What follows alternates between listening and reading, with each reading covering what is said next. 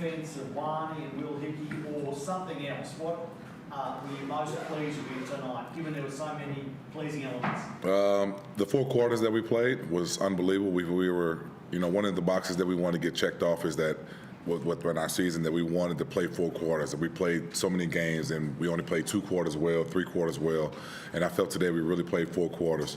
Wani is unbelievable defensively, and it was a team effort, but really Wani defensively on Goulding with Davo, etc., was exceptional. Offensively, these guys are who they are. I know that's going to come in and that's what they do. So that's not extremely surprising to me.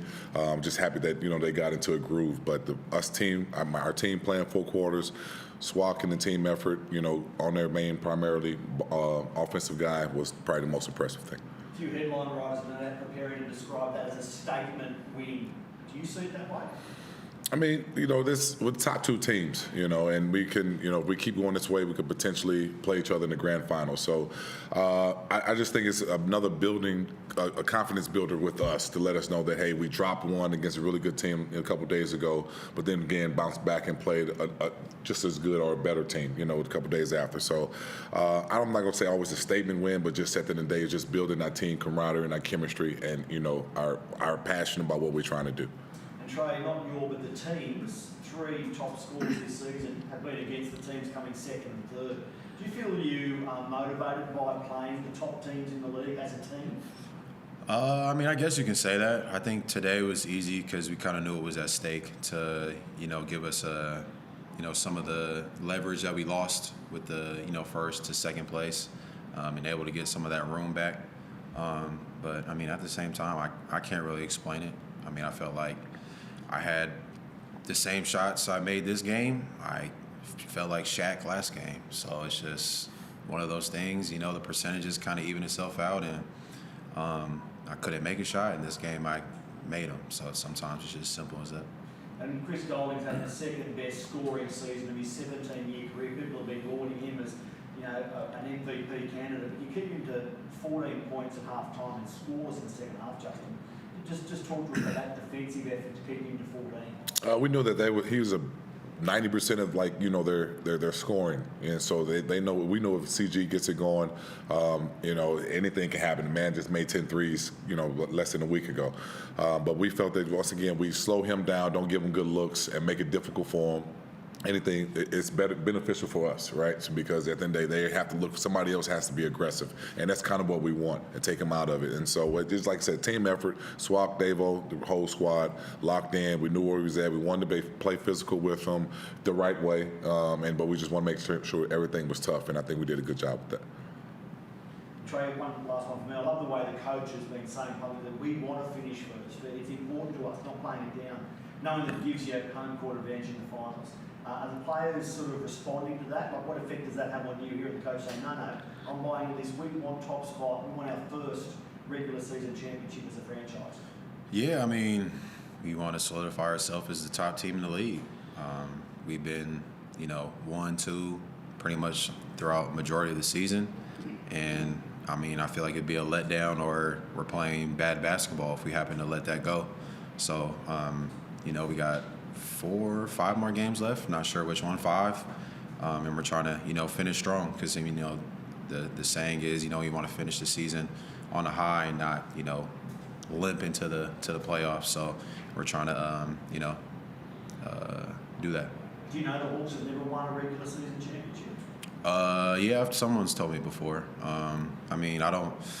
I don't look at it from a perspective of like they never won. I just look at it from a competitor standpoint of you want to win a championship, regardless if I'm playing here in the U.S. or Europe, wherever I'm at. Every year, I think it's the same goal where you want to help the team win the championship, and I think we got a really good shot at it this year. Saying that this question is for both of you guys. How important would it be to be part of that squad that brings the first championship, not the second championship for the club, but the first to finish first in the regular season? To me, it'd be, I'll be ecstatic. Like, I always want to be part of history, no matter what it is, especially in my profession, right? You always want to be a part of something that may or may not ever happen. So definitely pushing for that, but our bigger goal is clearly is the grand finals. But, just to be a part of something that a city has never been a part of, and we know that we were a big attribute to that, I think it'd be a great thing. And obviously, another big game coming up on Monday. Would it be a letdown if you can't produce a similar performance? Yes, if we don't win, for sure. Speaking like if Trey scores another 23 points or 3 points on Monday, I want to find a way to win that game. So the outcome is the most important thing to me right now, instead of the individual, success that these guys have been having. So as long as our team knows that there's no more letdowns for the rest of the year, or there's no more gimmies for the rest of the year, like as long as we put our best effort, we have a chance to win any game. And I think you out-rebounded, I think it was 56-44. Was that a pleasing part of the game for you guys? Yeah, just staying active on the boards. I know sometimes they go small. They don't really play two primary bigs together.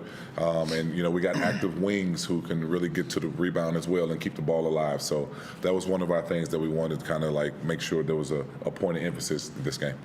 And I guess the only negative was the free throw shooting. Yeah, that's something that we're going to discuss. I mean, I don't bring up no bad wounds right now, but I'm trying to enjoy the win. But yes, the free throw, as long as we had opportunity to shoot 29 of them, that means, our aggressiveness was, put across the board, but we got to capitalize. You did say you wanted to shoot him last game, JT. You said you wanted more free throws, so you're halfway there? Yeah, we're halfway there. Now my guys just got to do their job. That's his worst nightmare is missed free throws. Oh, man. Yeah, I turn around and just be like, we can go 12 for 13. If that one miss is right before halftime, he's going to say we're terrible at the free throw. That's just how he is. They know me. Yeah. JT, what's it like to have, as well, some of your words immortalised on fan T-shirts? I'm waiting for my check. I'm waiting on my check, man. I didn't know about it, so I'm waiting on my check. Somebody sent me a picture of the guy with it. I read everything. I was like, that was all my words. You need that NIL? I need that NIL money. So, but the fans are unbelievable. I heard about a lot of signs and things like that, but just to see the fans backing us, packing the gym, enjoying the way we play, enjoying the players, stuff like that. I love a type of sense of humor in the crowd. I think the flop scoreboard finished on 43 there, but Trey's venues had other home venues. Can you just talk to us about what it's like playing out here in front of this crowd? I know it's not as big as some other venues. Yeah. How does it compare when you're humming like you were tonight to get that sort of reception? Talk to us about that. I think it's just like the intimate aspect of the crowd. The bigger gyms, it's obviously it can get loud, but at the same time it can kind of feel empty, even though it's crowded at the same time. Where this one, when it's crowded, you can tell the whole game. Miss a shot, we go on a run. It gets very loud in here, and I think that plays a part in some of the things we do, in our home games. And I think we've done a fairly good job of protecting home court, and that's something we're trying to get to the playoffs and keep that, because we know they help us a lot. And Justin, bearing in mind it was first against second. When you hear some of these stats, points in the paint 56-46 to you, second chance points 25-4 to you, fast break points 24-10 to you, bench points 48-27 to you. There's a gulf between those stats that's not represented on the ladder first or second. What one of those pleases you most? What bracket there do you think I'm most happy with that? The points in the paint. I mean, I'm happy with all of them, but the points in the paint, because we have successful big men. We have guards who are able to get downhill to get in there and create things for themselves and everybody else. So we just don't rely on the three. Sometimes you can get just relying on the three, shoot a ton of threes, and hopefully that they go in. But we can play two different styles of basketball. So I believe really, besides scoring in the paint, the bench points is really big to me as well. But scoring in the paint is probably the biggest thing. Speaking of big men, I think Lockie probably had his best game for a while. Yeah. Lucky were great. I think it was 18 points in 16, 17 minutes or something like that. Very active, young, big man. And once Lucky gets going, like he's just a problem out there. Defensively, he was really good. He was definitely showing and talking, communicating, multiple efforts on both ends. And then he's easy to get the ball to because he's 6'11", almost 7 foot. So when we get them ball in that short roll or in the post, he's very agile and can do things. So I was happy to see him have a good game. Well done, men. Thank you, fellas. Yeah. Enjoy your week.